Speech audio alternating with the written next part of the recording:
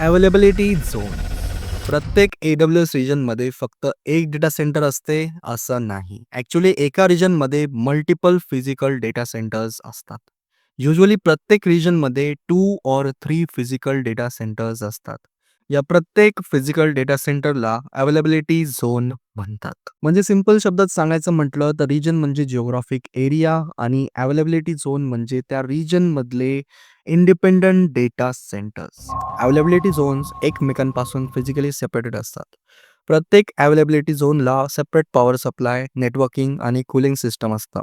म्हणून एका अवेलेबिलिटी झोनमध्ये प्रॉब्लेम झाला तरी दुसरा अवेलेबिलिटी झोन सेफ राहतो. हे सेटअप खूप इम्पॉर्टंट आहे हाय अवेलेबिलिटी आणि फॉल्ट टॉलरन्ससाठी. सपोज एक डेटा सेंटर फेल झालं तर ॲप्लिकेशन दुसऱ्या अवेलेबिलिटी झोनवर कंटिन्यू रन होते.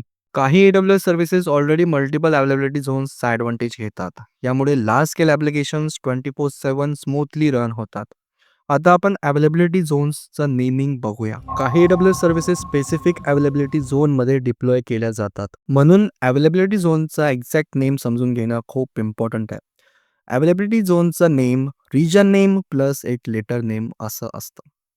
हा लेटर अल्फाबेटमधला असतो जसं A, B, C. For example US east 1A. इथे US ईस्ट 1 हा रिजन आहे आणि A म्हणजे अवेलेबिलिटी झोन आहे. दुसरं एक्झाम्पल बघूया AP साऊथ 2B. इथे AP साऊथ 2 हा रिजन आहे आणि B म्हणजे अवेलेबिलिटी झोन आहे. पण एक इम्पॉर्टंट गोष्ट लक्षात ठेवा, अवेलेबिलिटी झोनचा letter account to account random असतो. म्हणजे तुमचं US ईस्ट 1A आणि दुसऱ्या अकाउंटमधलं US ईस्ट 1A ला सेम फिजिकल डेटा सेंटर असेलच असं नाही. म्हणून आर्किटेक्चर डिझाइन करताना फक्त झोन लेटर्सवर डिपेंड करायचं नाही. आता आपण एक खूप इम्पॉर्टंट कन्सेप्ट बघूया, ग्लोबल, रिजनल आणि झोनल सर्व्हिसेस. AWSमध्ये सगळे क्लाउड सर्व्हिसेस एकाच जागी रन होत नाहीत. काही सर्व्हिसेस ग्लोबली असतात, काही रिजन लेव्हलवर असतात आणि काही स्पेसिफिक अवेलेबिलिटी झोनवर असतात. सर्व्हिसेस कुठे प्लेस्ड आहे हे तिचं अवेलेबिलिटी आणि आयसोलेशन लेव्हल डिसाईड करतो. रिजनल सर्व्हिसेस एक स्पेसिफिक रिजनमध्ये असतात, पण या सर्व्हिसेस मल्टिपल अवेलेबिलिटी झोन्सवर स्प्रेड असतात. म्हणजे एक झोन डाऊन झाला तरी सर्व्हिस दुसऱ्या झोनवर ऑटोमॅटिकली फेलवर होते. फॉर एक्झाम्पल ELB, RDS आणि VPC हे रिजनल सर्व्हिसेस आहेत. म्हणून रिजनल सर्व्हिसेस हाय अवेलेबिलिटी प्रोव्हाइड करतात. झोनल सर्व्हिसेस एकाच स्पेसिफिक अवेलेबिलिटी झोनवर डिपेंड असतात. सर्व्हिस फक्त त्या झोनमध्ये अवेलेबल असते. म्हणजे जर झोन फेल झालं तर सर्व्हिस पण डाऊन होते. For example EC2 instance, EBS volume हे झोनल सर्व्हिसेस आहेत. म्हणून या सर्व्हिसेससाठी मल्टिपल झोन्समध्ये डिप्लॉय करणं बेस्ट प्रॅक्टिस आहे. Global services. काही AWS सर्व्हिसेस ग्लोबल असतात, त्यांना स्पेसिफिक रिजन सिलेक्ट करायची गरज नसते. फॉर एक्झाम्पल IAM, S3 हे ग्लोबल सर्व्हिसेस आहेत. हे सर्व्हिसेस AWSचं ग्लोबल इन्फ्रास्ट्रक्चर यूज करतात. सो एक समरी बघून घेऊया आपण. ग्लोबल सर्व्हिसेस हे रिजन इंडिपेंडंट असतात. रिजनल सर्व्हिसेस हे एका रिजनमध्ये असतात, पण मल्टिपल अवेलेबिलिटी झोन सपोर्ट यांना असतो.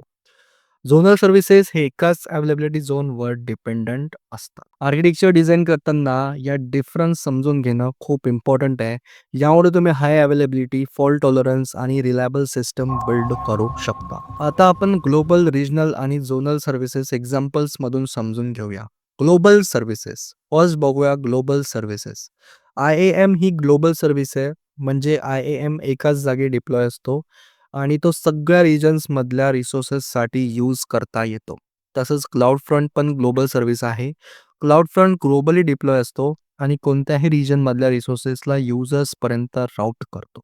म्हणजे ग्लोबल सर्व्हिसेसला रिजन बाउंडरी नसते. आता बघूया रिजनल सर्व्हिसेस. S3 ही रिजनल सर्व्हिस आहे.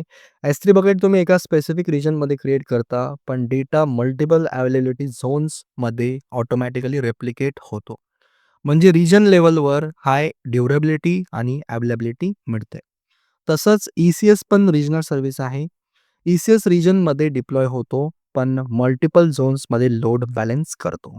आता बघूया झोनल सर्व्हिसेस. EC2 इन्स्टन्स ही झोनल सर्व्हिस आहे. EC2 इन्स्टन्स एकाच स्पेसिफिक अवेलेबिलिटी झोनमध्ये रन होते आणि त्याच झोनवर डिपेंड करते. तसंच EBS व्हॉल्यूम पण झोनल आहे. आर्किटेक्चर डिझाइन करताना हे डिफरन्स समजून घेणं खूप महत्त्वाचं आहे. आता आपण सर्व एक्झाम्पल्स बघितले झोनल, ग्लोबल आणि रिजनल सर्व्हिसेसचे. या व्हिडिओमध्ये आपण पूर्ण डिटेलमध्ये समजून घेतलंय AWS अवेलेबिलिटी झोन्सबद्दल आणि याच्या आधीच्या व्हिडिओमध्ये आपण AWS रिजन्सबद्दल समजलं आणि नेक्स्ट व्हिडिओमध्ये आपण मॅनेजमेंट कन्सोलबद्दल शिकणार. या व्हिडिओमध्ये तुम्हाला कुठे काही डिफिकल्टी आली असेल तर मला कॉमेंट सेक्शनमध्ये कळवा. भेटतो मी तुम्हाला नेक्स्ट सेशनमध्ये.